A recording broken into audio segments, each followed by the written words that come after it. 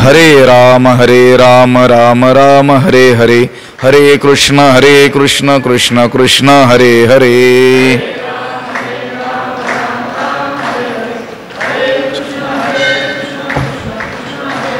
पुंडलीक वरदा हरी विठ्ठल, श्री ज्ञानदेव तुकाराम, पंढरीनाथ भगवान की जय. माऊली ज्ञानेश्वर महाराज की जय. जगद्गुरु तुकाराम महाराज की जय. सद्गुरु बंशी महाराज की जय. सद्गुरु जोग महाराज की जय. जैसे शारदीचिये चंद्रकळे, माझी अमृतकण कोवळे, ते वेचिती मने मवाळे चकोर तलगे. नमामि सद्गुरुं शांतं सच्चिदानंद विग्रहं, पूर्ण ब्रह्म परानंद मीशमालंदी वल्लभं. नमो सद्गुरु तुकया ज्ञान दीपा, नमो सद्गुरु सच्चिदानंद रूपा, नमो सद्गुरु भक्त कल्याण मूर्ती, नमो सद्गुरु भास्करा पूर्ण कीर्ती. अखंड मंडलाकारं व्याप्तं येन चराचरं, तत्पदं दर्शितं येन तस्मै श्री गुरवे नमः. जयांचे किलिया स्मरण, होय सकळ विद्यांचे अधिकरण, तेची बंधू श्री चरण श्री गुरूंचे, ते नमस्कारोनी आता. जैसे शारदीचिये चंद्रकळे, माझी अमृतकण कोवळे, ते वेचिती मने मवाळे चकोर तलगे. ग्रंथराज ज्ञानेश्वरीच्या पहिल्या अध्यायाचं चिंतन आपण करत आहोत आणि या पहिल्या अध्यायातील 56व्या क्रमांकाची ही ओवी आहे.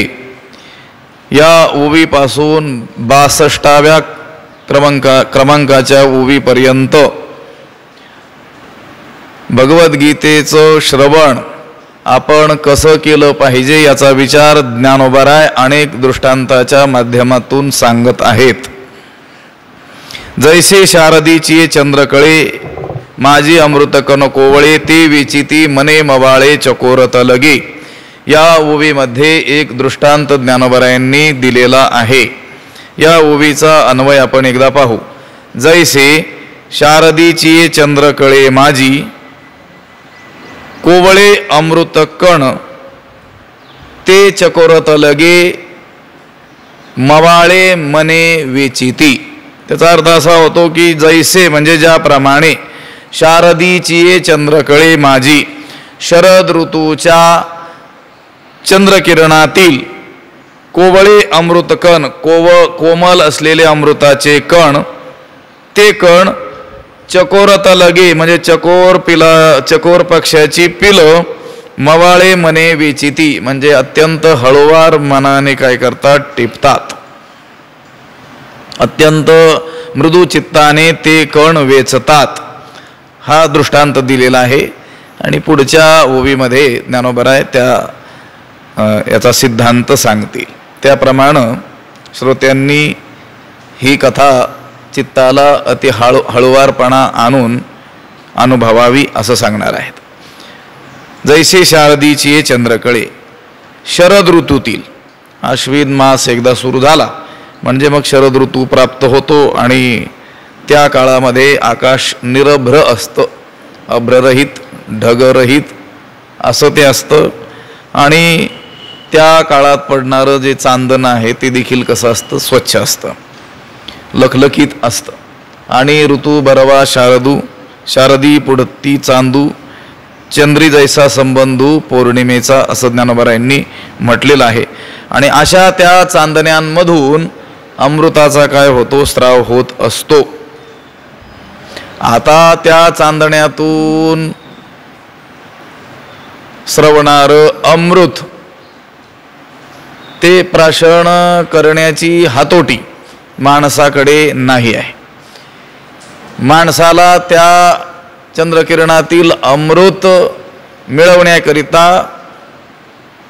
विशिष्ट असा काळ आणि विशिष्ट असं साधन माध्यम सांगितलेलं आहे. आपण त्या शरद ऋतूमध्ये असलेली जी पौर्णिमा, त्याला काय, कोणती पौर्णिमा म्हणतो आपण, कोजागिरी पौर्णिमा. त्या दिवशी काय करतो, दूध अंगणामध्ये काय करतो, तापवायला ठेवतो. त्याच्यावर काही छाया वगैरे पडू देत नाही. त्या दुधाच्या माध्यमातून आणि तेवढ्या काळापुरतंच त्या चंद्रकिरणातून स्रवणारं अमृत मनुष्य काय करू शकतो, प्राप्त करू शकतो.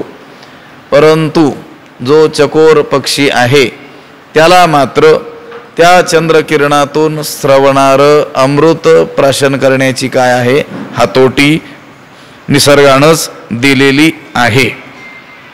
आणि त्या अमृत स्रवणाऱ्या त्या चंद्रकिरणावरच आपला उदरनिर्वाह तो चकोर पक्षी चालवत असतो, असा एक संकेत आहे.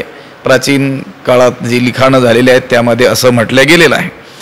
ही चंद्रामृत सेवनाची हातोटी फक्त कोण जाणतो, चकोरच जाणत असतो. चकोरा चंद्रामृत फावले, येरा आण वाहुनी काय वारिले, ज्ञानोबारायांनीच लिहिलेलं आहे. चकोरा चंद्रामृत फावले, तो चकोर पक्षी त्या चंद्राच्या किरणातून स्रवणारं अमृत काय करू शकतो, प्राशन करू शकतो. इथं त्या चकोराचं उदाहरण दिलंय, परंतु त्याचे पिलं म्हटलंय. चकोर तलगे, तलगे म्हणजे त्याची पिलं. चकोर पक्ष्यांची पिलं शरद ऋतूतील त्या चंद्रकळेमध्ये असलेलं कोवळं अमृत, त्या चंद्रकिरणात असलेले कोवळे अमृतकण काय करतात, अत्यंत मृदू मनाने काय करतात, वेचतात. मवाळे मने वेचिती, अत्यंत मृदू चित्ताने हळुवारपणे काय करतात, त्या अमृतकणांचं सेवन करत असतात. पिलं का म्हटलं, पिलं ही स्वभावताच कसे असतात, कोवळी असतात. जसं मनुष्य आणि मनुष्याची मुलं, बालक, मनुष्यापेक्षा ती बालक कशी असतात, कोवळे असतात.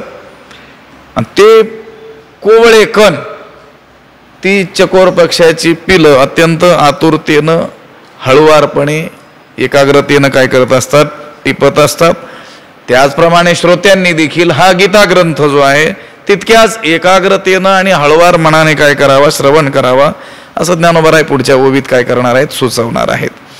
जैशी शारदीची चंद्रकळे माझी, चंद्रकळा, चंद्राची कोर, त्याला चंद्रकळा म्हणतात. चंद्रप्रकाश, चंद्रकिरण असा त्याचा अर्थ आहे. मी म्हटलो त्याप्रमाणे या ओवीपासून 62व्या ओवीपर्यंत ज्ञानोबरायांनी हा विषय श्रोत्यांनी कसा ऐकावा हे सांगितलेलं आहे. ज्ञानोबराय सांगतात की श्रोत्यांनी हा जो विषय आहे, हा गीता ग्रंथ जो आहे तो कसा ऐकावा, या 7 ओव्यांच्या माध्यमातून ज्ञानोबराय आपल्याला सांगणार आहेत.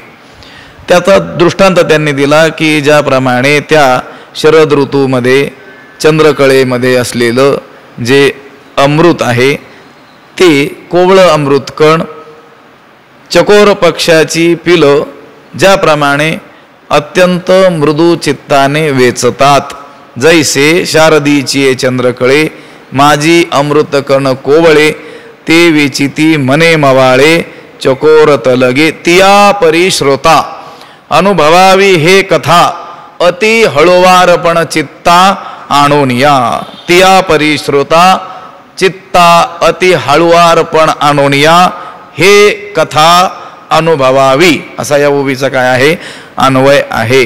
तिया परी, त्याप्रमाणे श्रोता म्हणजे श्रोत्यांनी काय करावं, चित्ता अति हळुवारपणा आणून या, आपल्या मनाला अत्यंत हळुवारपण आणून चित्ताचं जे काठिण्य आहे, लय विक्षेप कषाय इत्यादी दोषांनी येणारं जे काठिण्य आहे ते घालवून चित्ताला मृदुत्व आणून, मृदूपणा आणून काय करावं, हे कथा अनुभवावी. ही कथा म्हणजे ही भगवद्गीता, या गीतारूपी कथेचा काय करावा, अनुभव घ्यावा. एक दृष्टांत दिला आणि त्याचा लगेच सिद्धांत सांगितला. ज्याप्रमाणे चकोर पक्षाची पिलं त्या शरद ऋतूमध्ये असलेल्या त्या चंद्राच्या किरणातील अमृत ज्याप्रमाणे अत्यंत हळुवारपणानं काय करतात, सेवन करतात, अगदी त्याचप्रमाणे श्रोत्यांनी चित्ताला अति हळुवारपण आणून, चित्ताला मृदूपणा आणून काय करावं, या गीतारूपी कथेचा अनुभव घ्यावा, हे कथा अनुभवावी, ह्या कथेचा काय करावा, अनुभव घ्यावा. आता चित्ताला हळुवारपण कसं आणायचं, त्या अगोदर चित्त हे कठीण का होत असतं याचा काय करावं लागेल, विचार करावा लागेल. असं आहे, श्रवणामध्ये काही विक्षेप, अडथळे, व्यवधान शास्त्राने सांगितलेले आहेत. शास्त्र श्रवण करत असताना जो काही लाभ आपल्याला व्हायला पाहिजे किंवा जो सांगितलेला आहे तो होत नाही, याचाच अर्थ एकाग्रतेनं आपण ते श्रवण केलेलं नसतं. काहीतरी त्यामध्ये काय झालेले असतात, व्यवधानं आलेले असतात.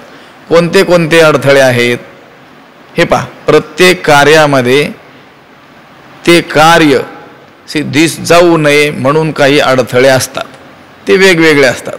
जसं योगदर्शनकारांनी समाधीमध्ये काही अडथळे सांगितलेले आहेत.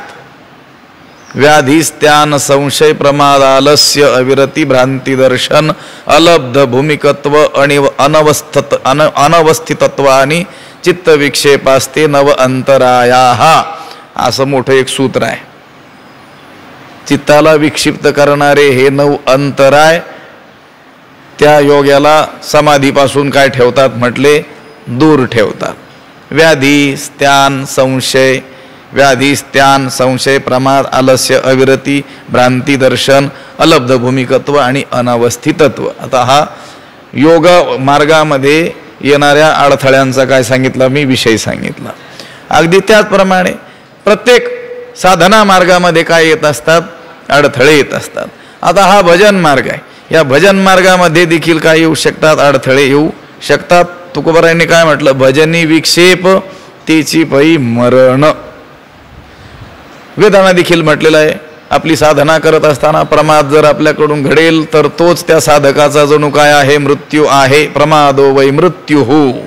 जर त्या साधन करत असताना काही प्रमाद घडेल, काही व्यवधानं येतील तर तोच त्याच्यासाठी काय असतो, मृत्यू असतो. प्रत्येक मार्ग, तुमचा योग मार्ग असेल, कर्म मार्ग असेल, तुमचा ध्यान मार्ग असेल, भक्ती मार्ग असेल, ज्ञान मार्ग असेल, प्रत्येकामध्ये येणारे अडथळे त्याचं वर्णन वेगवेगळ्या रीतीनं केलेलं आहे. श्रवणामध्ये सुद्धा व्यवधानं येतात. श्रवणी ध्यानी अंतराय, लय विक्षेप कषाय आणि रसास्वादूही होय असं सांगितलेलं आहे. 4 प्रकारचे अडथळे श्रवणामध्ये असतात असं सांगितलेलं आहे. लय, विक्षेप, कषाय आणि रसास्वाद हे 4 काय आहेत, अडथळे आहेत, व्यवधान आहेत. कशातले, श्रवणातले. आता श्रवण केल्याशिवाय तर ज्ञान होऊ शकत नाही, किंवा श्रवण हे भक्तीचा काय आहे, पहिला एक प्रकारच सांगितलेला आहे. पण ते श्रवण ठीकठाक होऊ नये यासाठी हे काय आहेत, अडथळे आहेत. लय, श्रवण करता करताच काय येते, चांगल्या रीतीची झोप येते माणसाला. लक्षात आलं का? इतर वेळेस प्रयत्न करूनही न येणारी झोप श्रवणामध्ये मात्र काय होत असते, मुद्दाम होऊन येत असते. आमचे गुरुवर्य शांती ब्रह्म मारुती बाबा सांगत असतात की एक मनुष्य, त्याला निद्रानाश नावाचा रोग होता, त्याला झोपच येत नव्हती. अनेक त्याने काय केले, उपाय केले. देशोदेशीच्या वैद्यांकडून त्याने वेगवेगळे औषध उपचार केले, परंतु काही झोपच येत नव्हती. एकदा घोड्यावरून जात असताना त्याचा मित्र आणि तो 2 घोड्यावर 2 जण चाललेले असताना एका ठिकाणाहून जात असताना त्याला आपोआप झोप येऊ लागली. कोणाला, ज्याला कधीच प्रयत्न करूनही झोप आलेली नव्हती. त्या दुसऱ्याला आश्चर्य वाटलं, कशी काय याला झोप येऊ लागली. प्रवास करत असताना झोप येऊ लागली, चांगला गादीवर पडलेला असताना झोप येत नाही, कशी काय झोप येऊ लागली. त्याला विचारलं, असं अचानक कसं काय झालं, चमत्कार कसा झाला. त्यावेळेस त्याने सांगितलं होतं, बाबा सांगत असतात, तो म्हणाला नक्की इथे कुठेतरी गाव असलं पाहिजे. तो म्हटला, मग गाव असण्याचा आणि झोप येण्याचा काय संबंध आहे. तो म्हटला, त्या गावामध्ये कुठेतरी कीर्तन चालू असलं पाहिजे. तो म्हटला, कीर्तनाचा आणि झोपेचा काय संबंध आहे. तो म्हटला, असं आहे, त्या गावामध्ये जे कीर्तन चालू आहे आणि त्या दिशेनं येणारा जो वारा आहे तो माझ्या अंगावरून गेला, म्हणून मला काय येऊ लागली, झोप येऊ लागली. असो, श्रवणामध्ये लय हा काय, हे काय आहे, एक व्यवधान आहे, अडथळा आहे. श्रवणामध्ये झोप हटकून येत असते, येतच असते. ती काय करावी लागते, आवरावी लागते, सांगणाराला ही आणि ऐकणाराला सुद्धा. त्या साहित्यिकाने गमतीनं एक म्हटलेला आहे एक श्लोक. ते म्हटले, कुंभकर्ण त्या युद्धामध्ये मारल्या गेला, तर त्याची निद्रा नावाची पत्नी काय झाली, विधवा झाली. निद्रा ही त्याची कोण, पत्नी. 6-6 महिने झोपायचा ना तो. मग ती विधवा झाली, भगवंताकडे गेली. तिनं सांगितलं, तुम्ही मला काय केलं, विधवा केलं, मी तारुण्यात विधवा झाले, आता मला पुन्हा माझा संसार सुरळीत चालला पाहिजे, मला माझा पुनर्विवाह करून द्या. त्यावेळेस त्यांनी सांगितलं, जर मी वर तुला शोधून दिला तर तो तुला पसंत पडेल न पडेल, तू तुझं स्वयंवर कर, म्हणजे तुझा वर तू शोध, पण कुठे जा आणि कुठे जाऊ नको हे देवानं सांगताना तिला सांगितलं. जे ग्राम्य गीत, विविधैश्च गीतम, हे ग्राम्य गीतं जिथं चाललेले असतात, तमाशे, सिनेमे इत्यादी गप्पा गोष्टी, या ठिकाणी तुला जाण्याची अनुमती नाही. ती म्हटली का, ती म्हटली तिथं चांगले लोक आलेलेच नसतात ना, तुला तर चांगल्या माणसाशी काय करायचं आहे, विवाह करायचा, पुन्हा ह्या असलाच भेटायचं. लक्षात आलं का, पुन्हा तसा प्रसंग येऊ नये म्हणून चांगला माणूस तू शोधावा, म्हणून वाईट ठिकाणी तू जाऊ नकोस. जिथं गीत वाद्य नृत्य इत्यादी चाललेलं आहे तिथं जाऊ नकोस. म्हटले कुठं जा, म्हणजे म्हटले तिथं हरिकथा चाललेली असेल तिथं तू गेलं पाहिजेस, कारण तिथं सगळे हरिभक्त आलेले असतात, त्याच्यातील एखादा काय कर तू शोध म्हटले. गमतीनं भलेही म्हटलं असलं तरी वास्तविकता आहे की चांगल्या ठिकाणी काय येते, मनुष्याला हटकून झोप येते. श्रवणामध्ये लय हा काय आहे, दोष आहे. विक्षेप आहे, चित्ताची चंचलता, चित्त अस्थिर होणं. इतर वेळेस ती मोबाईल पाहताना एकाग्र होणारं चित्त कथेमध्ये मात्र हटकून काय होतं, चंचल होतं. लय, विक्षेप, कषाय, पाठीमागील गोष्टींचं स्मरण वगैरे होणं. लक्षात आलं, त्याला काय म्हटलं, कषाय म्हटलं. आणि रसास्वाद म्हणजे त्या व्याख्यात्यानं, त्या कीर्तनकारानं, प्रवचनकारानं जर दृष्टांत सांगितलं तर त्याच्यातच काय व्हायचं, रंगून जायचं, त्याच्यातून बाहेर यायचंच नाही. जो सिद्धांत सांगितला त्याकडे काय करायचं, दुर्लक्ष करायचं, त्याचंच रसास्वादन करत राहायचं. लक्षात आलं का. जसं नाही का, तो अर्जुन म्हणतो की नाही भगवंताला, देवा हे जे तू आम्हाला सांगतो आहेस तत्वज्ञान, हे आम्ही पहिलंच ऐकलेलं आहे. कुठं ऐकलेलं आहे, एरवी नारदू अखंडू जवळा ये, तो ही ऐसेची वचने गाये, परी अर्थ बुझावून ठाये, गीत सुखची ऐकू. तू आता हे जे सगळं सांगतोस ना, गीताची सांगतो आहेस, हे जे ज्ञान सांगतो आहेस, हे सगळं पूर्वी आम्ही ऐकलेलं आहे, असं आत्ता आम्हाला लक्षात यायला लागलंय.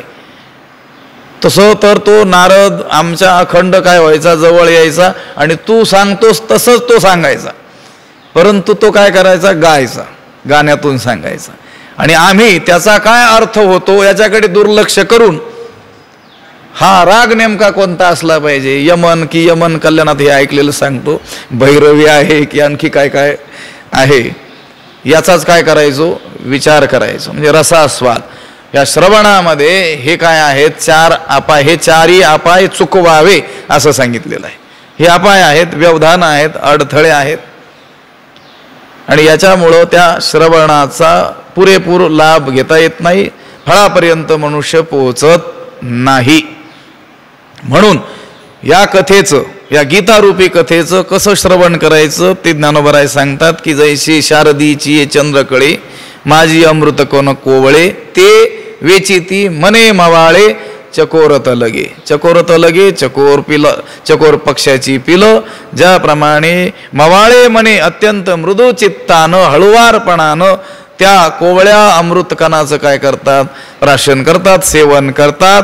तिया परिश्रोता अनुभवावी हे कथा अति हळुवारपण चित्ता आणून या. त्याप्रमाणे श्रोत्यांनी चित्ताचं काठिण्य घालवून चित्ताला मृदूपणा आणून या गीतारूपी कथेचा काय करावा, अनुभव घ्यावा. अनुभवावी असं म्हटलेलं आहे, लक्षात. वाचावी असं म्हटलेलं नाही. काय करावी, अनुभवावी. अत्यंत हळुवारपण चित्ताला आणून या कथेचा काय करावा, अनुभव घ्यावा. ऐसे हळुवारपण जरी येईल तरीच हे उपेगा जाईल. एरवी गोष्टी होईल मुकेया बहिरेयाची. मुक्या आणि बहिऱ्या माणसाची गाठ पडल्यानंतर त्यातून काय निष्पन्न होईल, काहीच निष्पन्न होणार नाही. तसंच इथेही घडू शकेल जर चित्ताला अत्यंत हळुवारपणा न आणता जर याचं श्रवण किंवा सेवन करण्याचा प्रयत्न केला तर. मला सांगा, भोजन करण्यासारखी जी क्रिया आहे की जी श्रवणाच्या मानानं अत्यंत स्थूल अशी मानल्या जाते, त्या भोजन क्रियेमध्ये सुद्धा मन एकाग्र करावं लागतं. त्याच वेळेस त्या भोजनाधिकाचा आनंद प्राप्त होतो. प्रचंड भूकही लागलेली आहे, सुग्रास अन्न देखील काय झालेलं आहे, वेळेवर प्राप्त झालेलं आहे. पण त्या जेवणाराचं मन त्यावेळेस जर विक्षिप्त झालेलं असेल तर काय खातो आम्ही कासया सांगा, ते असंच त्याचं होऊन जातं. लक्षात आलं का? कारण काय नाही आहे, चित्त एकाग्र नाही आहे. आपल्याकडे जेवण्याच्या पूर्वी श्लोक म्हणण्याची जी पद्धती आहे त्याच्या मागची ही वैज्ञानिक कारणं आहेत. ठीक आहे, ज्या देवाच्या कृपेनं हे अन्न आपल्याला प्राप्त झालं त्याच्याबद्दल कृतज्ञता किंवा त्याचं स्मरण करणं ही तर आध्यात्मिक गोष्ट आहे. त्याच्या कृपेनं हे अन्न आपल्याला प्राप्त झालं. आपण ज्या वेळेस भोजन करतो त्याच वेळेस जगातील अनेक मनुष्य काय असतील, प्राणी उपवाशी असू शकतील, पण भगवंताच्या कृपेनं हे अन्न आपल्याला काय झालं, प्राप्त झालं. म्हणून त्याचं काय करायचं, स्मरण करायचं, त्याचे उपकार मानायचे. ही गोष्ट ठीक आहे, पण ते श्लोक म्हणता म्हणता आपलं चित्तही काय होतं, एकाग्र होतं. आणि ते एकाग्र मनानं सेवन केलेलं अन्न, त्या अन्नानेच काय बनत असतं, माणसाचं मन बनत असतं. अन्नाच्या स्थूल भागापासून, लक्षात आलं, त्याचे जे काही भाग असतील त्याच्यातून तुमचं रक्त मांस मज्जा इत्यादी तयार होईल. पण त्याचा अत्यंत सूक्ष्म भाग आहे, त्याच्यापासून काय होत असतं, आपलं मन तयार होत असतं. उपनिषदांमध्ये देखील ह्याच गोष्टी आपल्याला सांगितलेल्या आहेत. जसं आपण अन्न सेवन करू तसं आपलं काय होतं, मन होत असतं. जसं अन्न किंवा ज्या पद्धतीनं सेवन करू. लक्षात आलं का? आता एकाग्रता जर नसेल, आता तर लोकांची जेवण्याच्या पद्धती वेगळ्याच झालेल्या आहेत म्हणा, त्याचा काही विचार करायला नको. लक्षात आलं का? उभे राहून खातात ना. लक्षात आलं का? पूर्वी आपण कसं करायचो, किंवा अजूनही आपल्याकडे कशी पद्धत आहे, पंगत मांडी घालून आपल्या भारतीय बैठकीमध्ये आपण बसतो. त्या रांगोळ्या वगैरे काढलेल्या असतात ना, अगरबत्ती वगैरे लावलेली असते ना, त्याच्याही मागं काय आहे, कारण आहेत. चित्त काय व्हावं, एकाग्र व्हावं. चित्तानं इतर विषयांचा विचार सोडून देऊन आता काय करावं, एकाग्र मनानं त्या अन्नाचं त्या मनुष्यानं सेवन करावं. म्हणून ह्या गोष्टी सांगितल्या. आता मी बोलत होतो कसं सेवन करतात लोक, ती काय पद्धत, काय नाव आहे त्याला, इंग्रजीत काय म्हणतात त्याला, हा, बफे. बरं बरं बरं, बफे लो. लक्षात. आता ते पशु, त्यांना बसून खाण्याची काही तशी व्यवस्थाच नाही, म्हणून ते बिचारे खात नाहीत. आणि आपण मात्र, आपण म्हणजे काही लोक मात्र काय करतात, बरं एका जागेवरही उभा राहून खात नाहीत ना ते. लक्षात आलं का?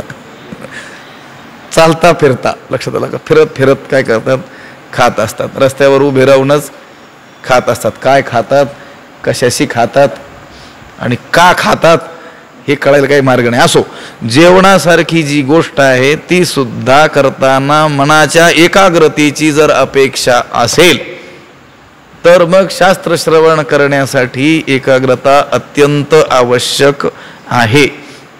आणि ती कशी एकाग्रता असली पाहिजे?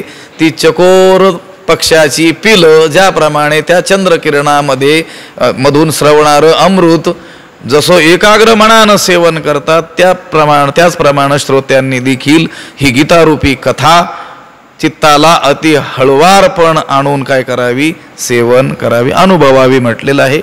तिचा काय करावा? अनुभव घ्यावा. आता वाचणं गोष्ट वेगळी आहे, त्याचं चिंतन मनन करणं ही गोष्ट देखील वेगळी आहे, आणि तिचा काय करणं? साक्षात अनुभव घेणं ही गोष्ट वेगळी आहे.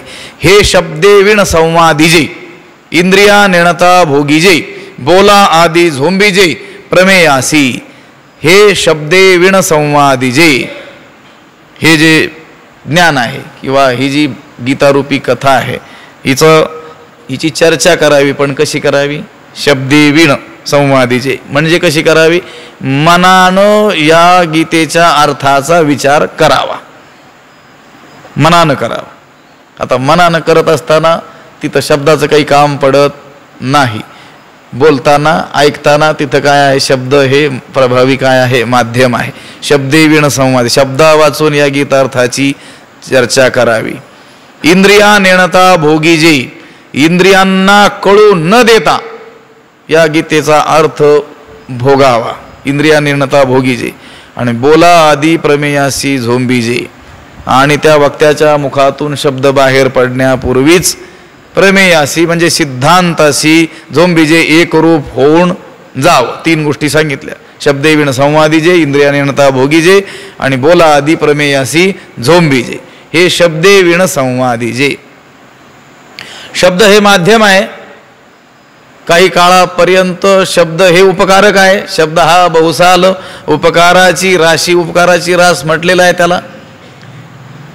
का अमृताचा मूर्तू आरिसा नोहे, ज्ञानोबा अमृतानुभवामध्ये म्हणतात हा शब्द अमूर्त असलेल्या परमात्म्याचं प्रतिबिंब दाखवणारा हा आरसा नाही काय?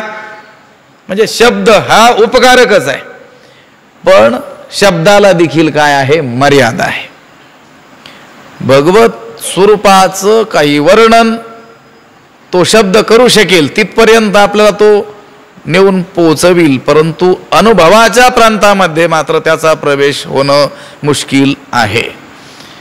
यतो वाचो निवर्तन्ते अप्राप्य मनसासह अशी श्रुती आहे. वाणी त्या परमात्म्याला जाणायला गेली. कुणाला घेऊन? मनाला घेऊन. त्या वाणीनं विचार केला आपण तर कशाचंही वर्णन करू शकतो, जगातील कोणत्याही गोष्टीचं वर्णन करण्याचं सामर्थ्य आपल्यामध्ये आहे, मग आपण त्या परमात्म्याला जाणायला जाऊ. परंतु जाताना कोणीतरी आपल्याला सोबती हवा. कसा? समविचारी.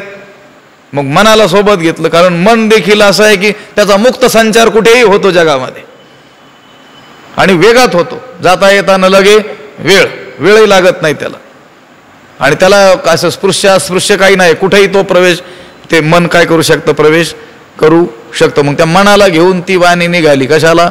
परमात्म्याला जाणायला. आणि माग आली निवर्तन्ते, पाठीमाग आली.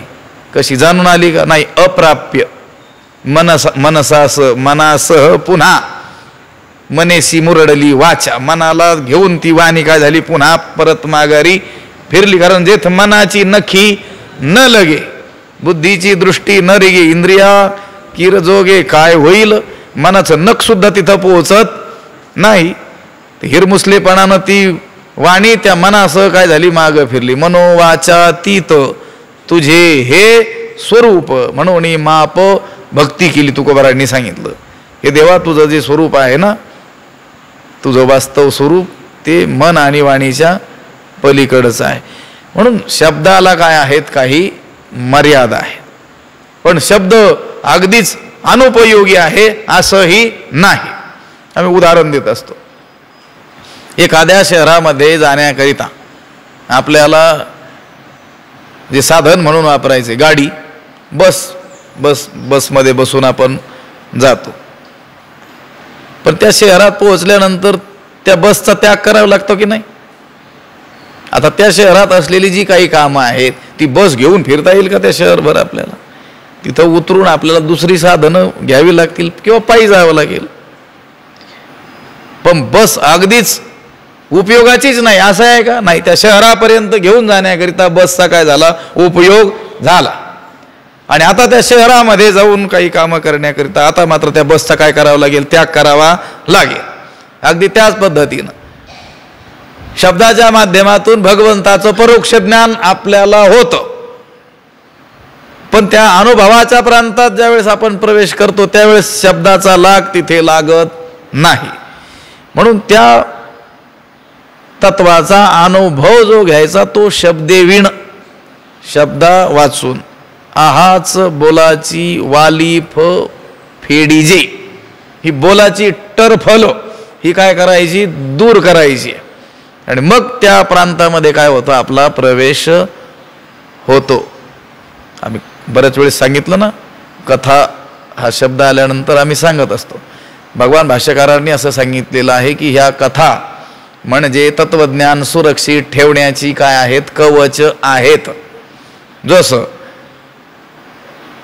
शेंगदाण्याचं उदाहरण घेऊया. शेंगदाणे सुरक्षित राहावे म्हणून त्या शेंगाची जी टरफलं आहेत ती आवश्यक आहेत की नाहीत? आहेत. कुठपर्यंत त्यांची गरज आहे? शेंगदाण्याचा उपयोग करेपर्यंत. पण अगोदर ती अगदीच अनुपयोगी आहेत का? नाही, उपयोगी आहेत. तसे जर ते शेंगातून शेंगदाणे काढले बाजूला तर त्याला कीड लागण्याचा काय आहे? संभव आहे. पण मग सतत ती टरफलामध्ये ठेवता येतील का? नाही. का टरफलासह खाता येतील? नाही खाता येणार. खायचं म्हणजे अनुभव घ्यायचा, त्यावेळेस ते टरफल काय करावे लागतील? दूर करावे लागतील. त्याचप्रमाणे आहाच बोलाची वालीफ फेडीजी, ते बोलण्याची टरफल काय करावी लागतील? दूर करावी लागतील. पण ती बोलण्याची टरफल सुद्धा ते तत्व त्या तत्वापर्यंत नेऊन घालण्याकरिता काय आहेत? उपयोगीच आहेत. एक श्लोक आहे भाष्यकारांचा.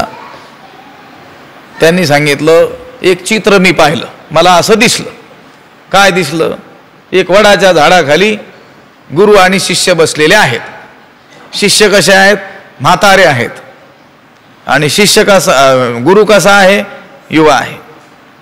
चित्रम वटतरोर मूले वृद्धा शिष्या गुरोर युवा. म्हटलं मग काय झालं त्यात? असू शकेल ज्ञानाचा आणि वयाचा तसा काही संबंधच नाही आहे.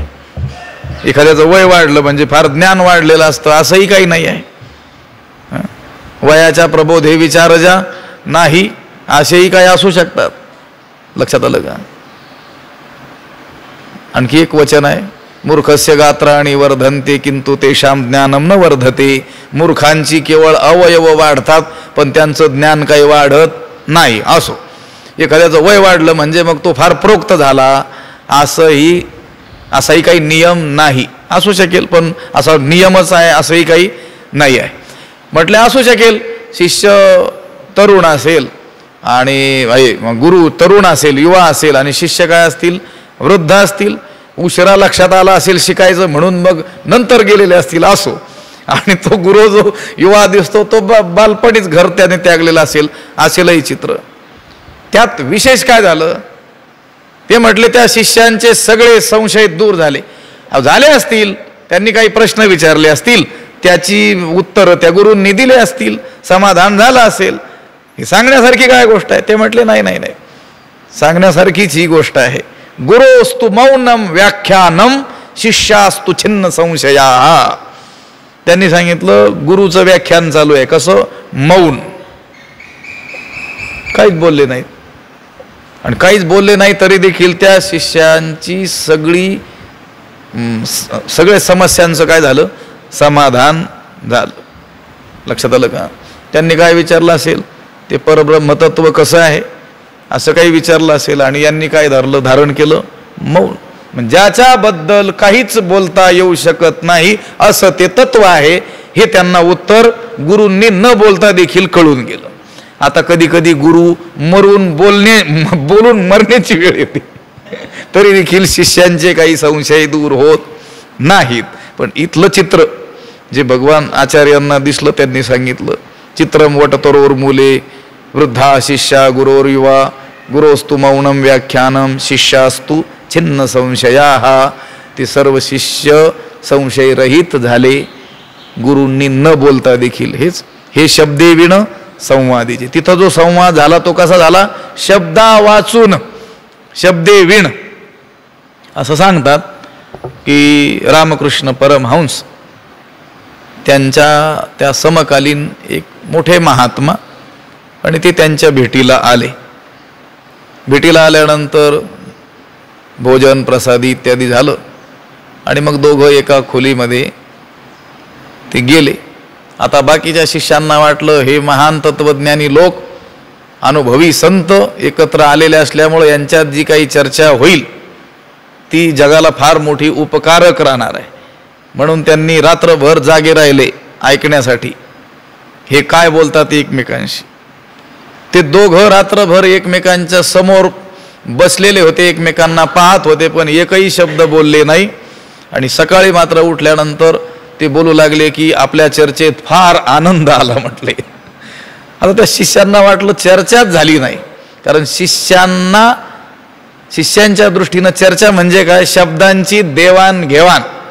पण ते म्हटले रात्रभर आम्ही काय केली? ब्रह्मतत्वाची चर्चा केली आणि फार त्यातून काय झाला? आनंद प्राप्त झाला. त्यांच्यातही संवाद झाला, पण तो संवाद कसा झाला? हे शब्दे विण संवादीजे. शब्दा वाचून हा संवाद झाला. म्हणून या गीतेविषयी बोलताना ज्ञानोबराय म्हणतात या गीतार्थाची चर्चा करावी कशी? शब्दे विण, शब्दा वाचून याची काय करावी? चर्चा करावी. इंद्रिया नेणता भोगीजे, यातील जो आनंद आहे तो भोगावा, पण इंद्रिया नेणता, इंद्रियांना कळू न देता. इंद्रिया देऊनी कवाड हृदयी भोगी. हे इंद्रियांची कवाड काय करायची? बंद करायची आणि हृदयात अंतःकरणात त्या परमात्म्याचा काय करायचा? उपभोग घ्यायचा. आता शृंगार रसाचा हा परमोच्च बिंदू इथं सांगितलेला आहे, लक्षात आलं का? हीच त्या उपभोगाकरिता बाह्य सगळी व्यवधानं काय करायची आहेत? बंद करायची. एकांतात त्या परमात्म्याच्या आनंदाचा काय करायचा आहे? उपभोग घ्यायचा. त्याचप्रमाणे या गीतार्थाचा आनंद जो उपभोगायचा आहे तो कसा करायचा? इंद्रिया नेणता भोगी जे, इंद्रियांना सांगायचा नाही, इंद्रियांना कळू न देता. आणि बोला आधी झोंबीजे प्रमेयासी, आणि प्रमेयासी बोला आधी झोंबीजे. आणि त्या सिद्धांताला त्या वक्त्याच्या मुखातून शब्द बाहेर पडण्यापूर्वीच काय करावं? एकरूप व्हावं, त्याला काय करावं? झोंबावं. बोला आधी झोंबीजे प्रमेयासी. आता कसं काय बोला आधी प्रमेयासी झोंबीजे? तितक्या एकाग्रतेनं ऐकावं की आता हे जे बोलणारे आहेत यांच्या मुखातून हे असं निघणार आहे आणि त्याच्यात हा सिद्धांत असणार आहे. ते त्यांच्या बोलण्याच्या पूर्वीच काय करावं? त्या सिद्धांताशी आपण एकरूप होऊन जावं. आता आपली गोष्ट वेगळी आहे, तो बोलूनही जातो. लक्षात आलं का? बोलूनही जातो म्हणजे बोलून जातो आणि बोलायचं झाल्यानंतरही जातो. लक्षात आलं का? दोन्ही दृष्टीनं जातो. हे क्रियापद वापरा. बोलून जातो म्हणजे त्याचं ते वाक्य बोलतो, आणि बोलून जातो म्हणजे प्रवचन संपून निघूनही जातो.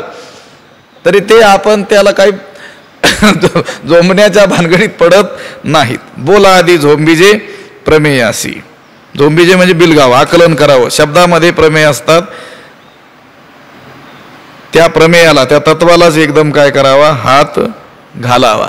बोला आधी झोंबीजे प्रमेयासी. त्या भवभूतीचा एक असा श्लोक आहे साहित्यामध्ये, आणि अगदी तशाच रीतीची उभी देखील ज्ञानोबरायांनी वापरलेली आहे. पहा, सामान्य माणसं जी असतात ती सामान्य माणसं बोलल्यानंतर त्यातून काय होतो? अर्थ प्रकट होतो, अर्थ निघतोच असं नाही त्याच्यातून अर्थ, पण कधीतरी निघतो. सामान्यांच्या, आपण जी सामान्य माणसं आहोत, आपण बोललो एखादं वाक्य की मग अगोदर ते बोलणं येतं आणि मग त्याच्या मागं काय येतो? अर्थ येतो. आणि ऋषीणाम पुनराद्यानाम वाचम अर्थो अनुधावती. आणि जे श्रेष्ठ पुरुष आहेत ज्ञानोबरायांसारखे, त्यांचा अर्थ अगोदर बाहेर येतो आणि तो वाट पाहतो. अर्थ बोलाची वाट पाहे. लक्षात आलं का? त्यांना जे बोलायचं त्यातून जो अर्थ प्रकट होणार आहे तो अर्थ अगोदर बाहेर येतो त्यांच्या मुखातून, आणि तो अर्थ हात जोडून वाट पाहतो की मी जो अर्थ आहे त्या अर्थाला योग्य असे शब्द आता यांच्या मुखातून बाहेर आले पाहिजेत. अर्थ बोलाची वाट. ते जे भवभूतीचं वचन सांगितलं त्याचा जणू काही मराठी अनुवाद म्हणा किंवा रूपांतरण म्हणा ज्ञानोबरायांनी त्या अर्धउभीमध्ये केलेलं आहे. मग जर बोला अगोदरच त्यांच्याकडून अर्थ प्रकट होत असेल तर मग त्या ऐकणारानं त्यांच्या बोलण्याची वाट का पाहावी? बोललेलं लक्षात येत आहे का? मग बोला आधी झोंबीजे प्रमेयासी. नाहीतर आपल्याला वाटेल ते बोलणं अगोदर निघेल, मग त्यातून सिद्धांत प्रकट होईल आणि मग आपण त्याला झोंबू. हा तर आपला क्रम आहे सामान्यांचा. इथं सांगितलं बोला आधी प्रमेयासी झोंबीजे. ते बोललेच नाहीत तर मग त्यातून नेमका काय अर्थ आहे हे आम्हाला कसं कळावं? असं आहे. पण तितक्या एकाग्रतेनं ज्या वेळेस तो श्रोता श्रवण करतो त्यावेळेस तो जो वक्ता आहे, ते जो बोलणार आहे किंवा श्रीगुरु जे बोलणार आहेत ते त्याला कळत असतं. आता हे काही यूट्यूब असल्यामुळं सगळेच अनुभव असे सार्वजनिक करता येत नाहीत, पण ज्या वेळेस श्रीगुरूंकडं आपण अध्ययन करत असतो त्यावेळेस अनेक वेळेस आता ते ह्या पुढच्या वाक्यातील ह्या शब्दाला तुम्ही अधोरेखित करा, अंडरलाईन करा असं सांगणार आहेत. हे जाणून ते सत्शिष्य काय करतात, अगोदरच हे करतात. बाकी जे म्हणतात हा उगीच शिष्टपणा करतो आहे, अजून सांगितलंच नाही यांनी हे वाक्य अंडरलाईन त्याला करा किंवा त्याला कंस करा, त्याला IMP असं लिहा.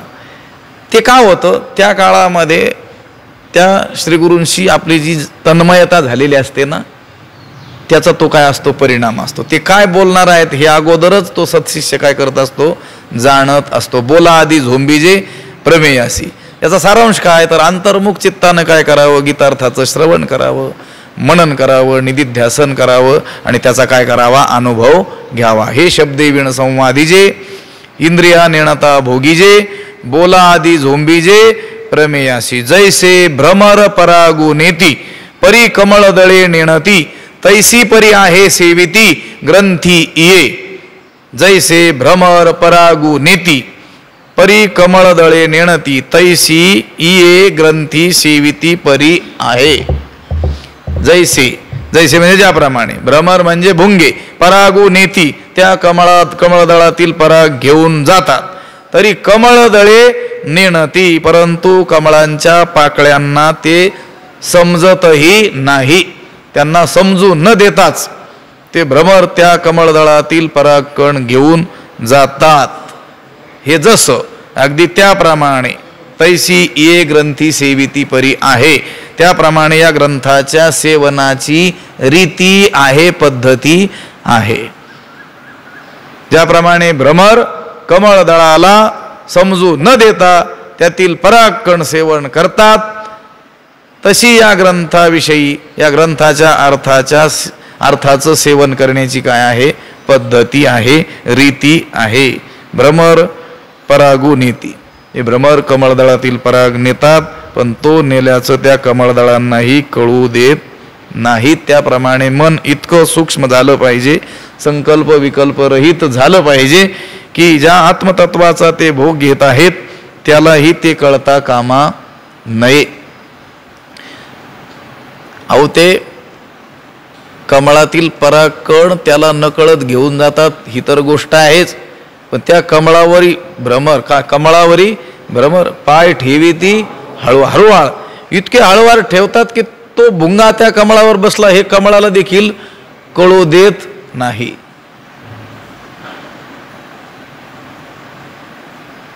ते अहिंसा सांगताना सांगितलंय ना, अहिंसा पदाचं व्याख्यान करताना 13व्या अध्यायात विस्तारानं केलं, तिथं ही ओवी आलेली आहे. त्या कमळावर तो भुंगा येतो तरी देखील त्या कमळालाही कळू देत नाही. त्या कमळातील परागकण घेऊन जातो तरी देखील त्या कमळालाही कळू देत नाही. इतक्या हळुवारपणाने. चोर नाही का, चोर चोरी करून जातात पण घरच्यांना समजू देत नाही. लक्षात आलं का? ती त्या चोरांची हातोटी आहे. लोक त्या घरच्यांना दोष देतात, इतके कसे झोपले होते तुम्ही. लक्षात आलं? आता ते कुशल आहेत चोर. लक्षात आलं का? त्यांचं कौशल्य आहे. कोणाचं? त्या चोराचं. आता जर ते समजू देतील तर त्यांना चोरच म्हणायचं नाही, ते नवे चोर म्हणायचं, जर कळू देतील कोणाला. लक्षात आलं? ते सुद्धा पाय ठेवी, ते हळूवार, अत्यंत हळूवार रीतीनं पाय ठेवतात. केवळ पायच नाही, ते कपाट देखील फोडतात पण कळू देत नाहीत. असो, जैसे भ्रमर पराग नेती परी कमळदळे नेनती, तैसी परी आहे सेविती ग्रंथी ये.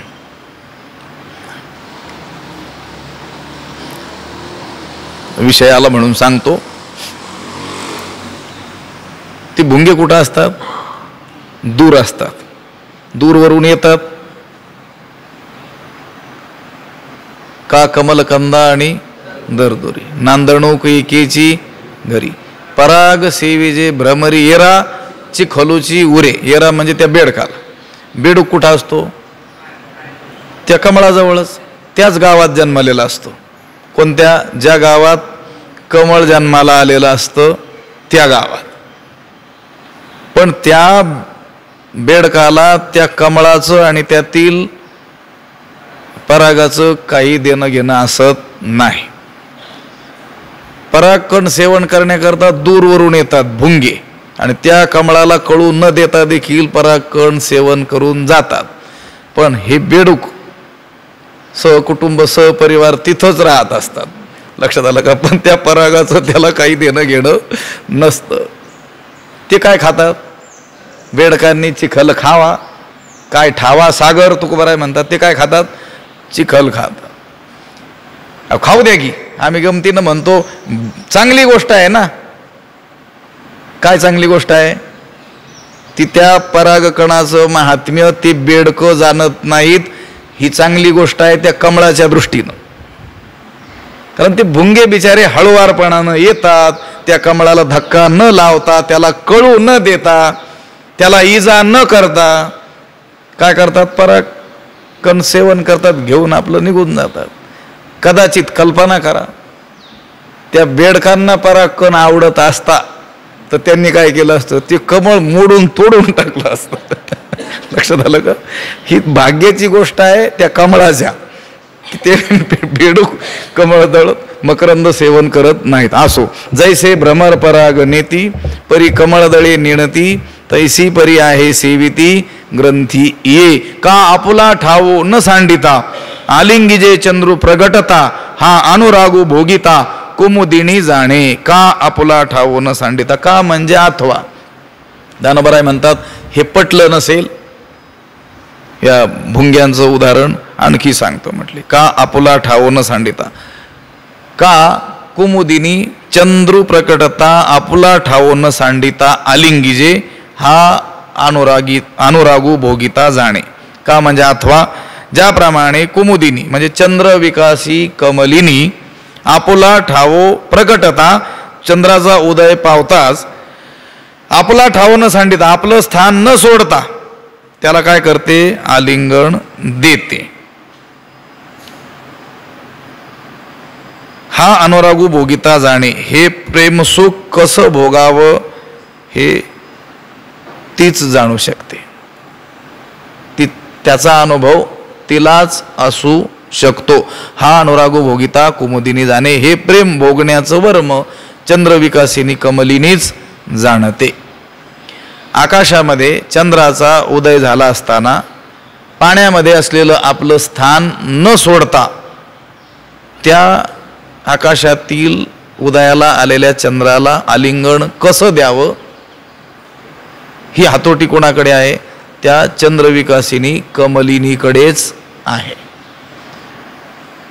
दोन कमळ ना, सूर्यविकासी आणि चंद्रविकासी. दिवस उगवताच जे विकसित होतं ते सूर्यविकासी कमळ, आणि चंद्र उगवताच जे विकसित होतं त्याला चंद्रविकासी कमळ किंवा चंद्रविकासी कमलिनी असं म्हटलेलं आहे. आता त्या चंद्राचा उदय होताच क्षणीच ती चंद्रविकासिनी कमलिनी काय होते, उमलते, विकसित होते आणि त्या चंद्राला काय करते, आलिंगन देते. कुठून देते? पृथ्वीवरून. चंद्र कुठे? आकाशात. आपलं स्थान तिनं सोडलंय का? नाही. आपलं स्थान सोडून चंद्राकडे गेली का? नाही. तरी देखील त्या चंद्राला काय केलं तिनं? आलिंगन दिलं.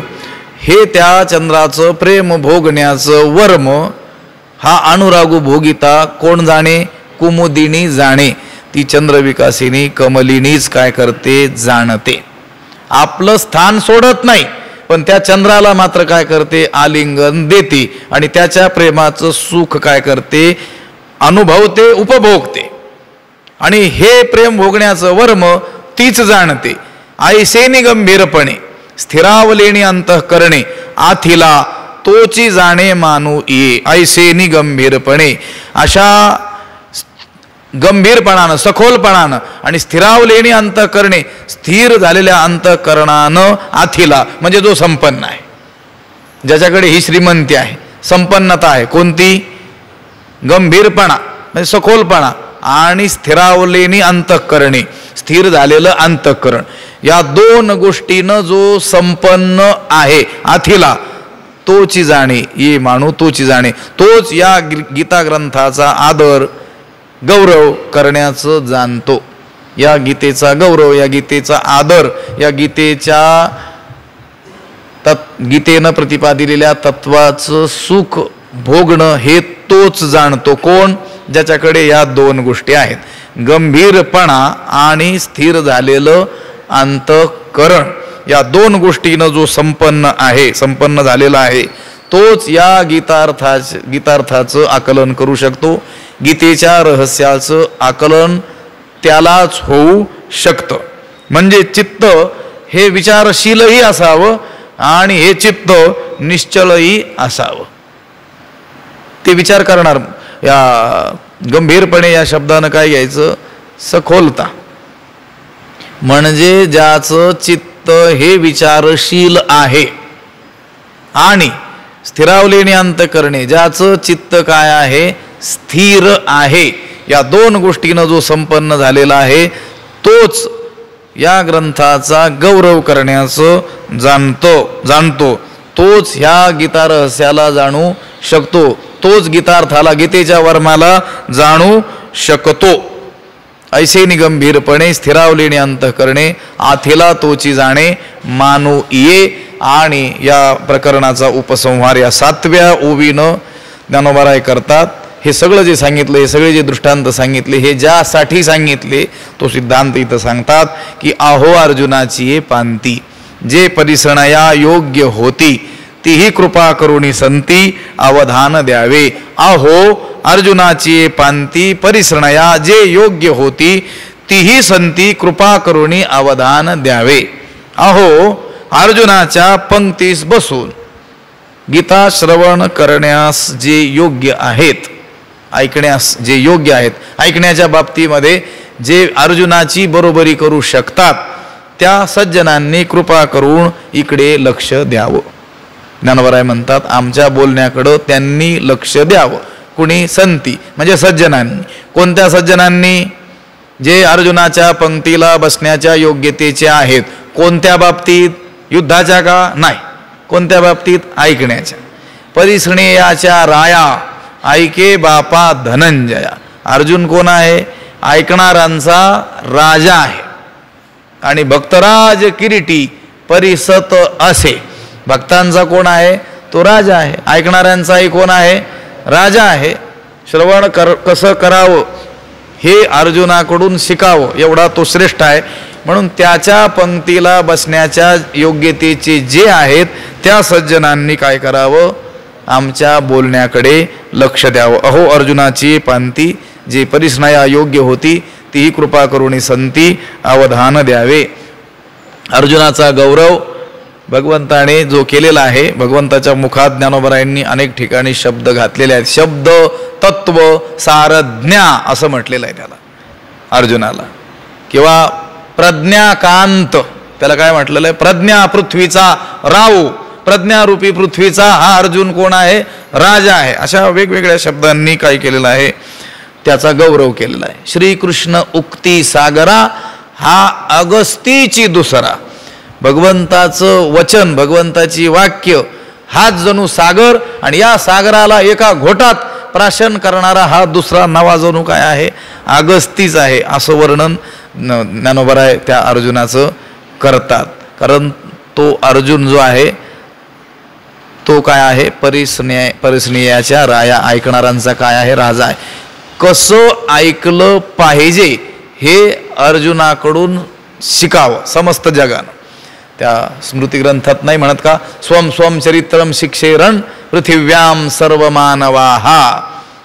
या भारतभूमीमध्ये जन्माला आलेले जे द्विजश्रेष्ठ आहेत त्यांचं आचरण इतकं शुद्ध आहे की त्यांच्या आचरणाकडे बघून सगळ्या जगानं शिकावं असं सांगितलेलं आहे. स्वम स्वम चरित्रम शिक्षेरण पृथिव्याम सर्व मानवाहा. अगदी त्याचप्रमाणे शास्त्र श्रवण कसं करावं हे कुणाकडून शिकलं पाहिजे? अर्जुनाकडून. आपण सांगितलं ऐसिया समयी कर कसे भोगीजत स्वानंद राज्य कैसे आजी भाग्योदयो हा नसे आणि ठाई. हा भाग्याचा उदय दुसऱ्याच्या ठिकाणी मला काही दिसत नाही ज्ञानोबराय म्हणतात. कारण हा अर्जुन अशा भयंकर कर्कश प्रसंगी सुद्धा काय करतोय? स्वानंद साम्राज्याचा उपभोग घेतो आहे. इतकं चित्त एकाग्र करून काय करतो आहे? ऐकतो आहे. आपली थोडी गडबड झाली की काय करावं लागतंय? व्याख्यान थांबवून ती गडबड अगोदर थांबवावी लागते आहे. तिथं किती 18 अक्षौहिणी सैन्य, किती लक्षावधी हत्ती घोडे, आणि ते योद्धे एकमेकांना काय करत होते? एकमेका ते म्हणती सावध रे सावध, एकमेका हाका विसणेले हाका देती. पुढे येईलच ना आता याच्यातच, या पहिल्या अध्यायातच वर्णन येईल. एकमेकांना काय करतात? त्वेषानं ओरडतात. लक्षात आलं का? एवढा आवाज चाललाय आणि त्या एवढ्या कर्कश प्रसंगी सुद्धा तो एकाग्रतेनं काय करतो आहे? श्रवण करतो, ऐकतो आहे. म्हणून ज्ञानोबराय म्हटले आता हे चकोर वगैरे वगैरे हे भ्रमर इत्यादी दृष्टांत न देता आता काय सांगू? शेवटच सांगून टाकू की तुम्ही कसं ऐकलं पाहिजे. अर्जुनाच्या पंक्तीला बसून ऐकलं पाहिजे, किंवा अर्जुनाच्या पंक्तीला बसण्याच्या योग्यतेचे जे आहेत ऐकण्याच्या बाबतीत त्या सज्जनांनी आमच्या बोलण्याकडे कृपा करून लक्ष द्यावं. अहो अर्जुनाची पांती जे परिसणया योग्य होती तीही कृपा करुणी संती अवधान द्यावे.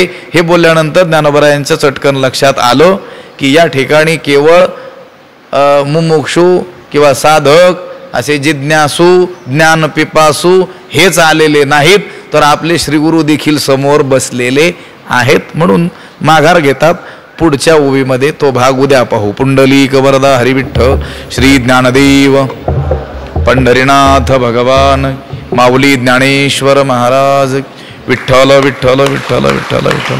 पुंडलिक वरदा हरिविठ्ठल श्री ज्ञानदेव पंढरीनाथ भगवान की जय. माऊली ज्ञानेश्वर महाराज की जय. आता विश्वात्मके देवी येणे वाग्यज्ञे तोषावे तोषोनी मज द्यावे. जे खळांची व्यंकटी सांडो तया सत्कर्मी रती वाढो.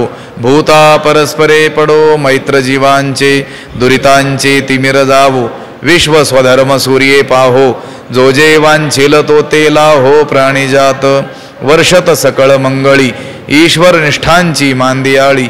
अनवरत भूमंडळी भेटो तया भूता चला कल्पतरूंचे आरव. बोलते जे अर्णव पियुषांचे चंद्रमे जे अलांछन. मार्तंड जे तापहीन ते सर्वाही सदा सज्जन. सोयरे होतू किंबहुना सर्व सुखी पूर्ण होवणी तिही लोकी. भजिजो आदि पुरुखी अखंडित आणि ग्रंथोपजीविये. विशेषी लोकी इये दृष्टा दृष्ट विजय होवावेजी. एथ म्हणे श्री विश्वेश्वरावो हा होईल दान पसावो. येणे वरे ज्ञानदेवो सुखिया झाला. येणे वरे ज्ञानदेवो सुखिया झाला. येणे वरे ज्ञानदेवो सुखिया झाला. पुंडलिक वरदा हरिविठ्ठल श्री ज्ञानदेव तुकार. पंढरीनाथ भगवान की जय. माऊली ज्ञानेश्वर जगद्गुरु तुकाराम महाराज. सद्गुरु बंसी महाराज की जय. सद्गुरु जोग महाराज की जय.